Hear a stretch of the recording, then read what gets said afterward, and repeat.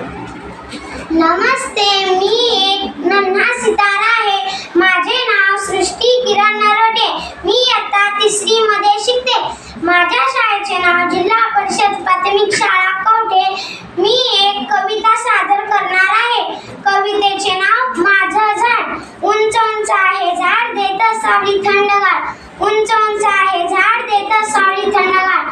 पाखरे करतात किलबिल, फळ लागतात गोडीदार. पाखरे करतात किलबिल, फळ लागतात गोडीदार. झाड झाड लावा, झाड जगवा, पर्यावरण वाचवा.